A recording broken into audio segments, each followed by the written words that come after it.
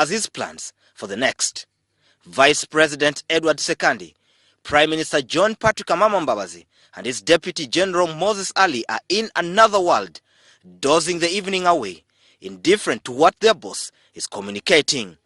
Not far away, Finance Minister Maria Chiwanuka as well joins the party, an incident quite strange and happens probably only in Uganda and a few other places. Had the president not been the one delivering the speech, okay, he would be sleeping too. These are the men and women that the president trusts to implement his vision of seeing Uganda transformed into a first world country in 50 years' time, and as such, many are raising questions on whether the decision of these top guns in government to sleep at such a critical hour does not affect their implementation as the nation continues to boast of terrible infrastructure, miserable roads, and yawning health facilities.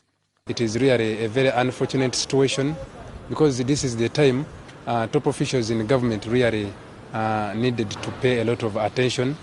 The same sleeping group is the one that the president enjoys working with.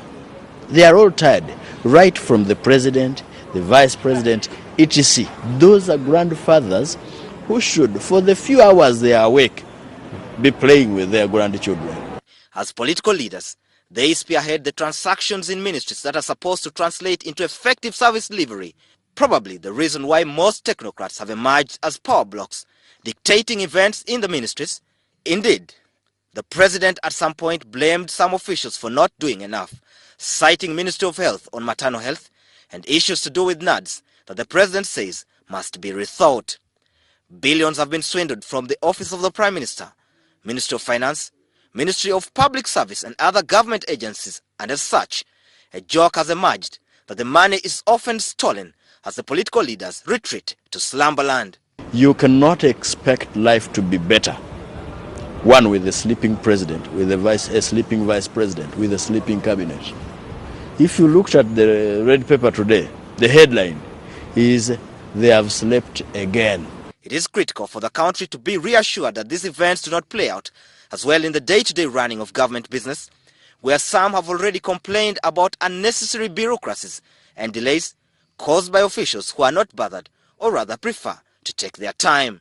And yet, the president promised improved service delivery in the next financial year, and many will be looking out for its implementation. In any case, the resources are limited of members of parliament in the opposition. Think that Ugandans cannot understand that. You think Ugandans have not read the book of Genesis to know that things take time? Promising is one thing, delivery is another. And as people in charge continue to sleep during critical hours, the public might be worried as chances are that the promises could pass unnoticed.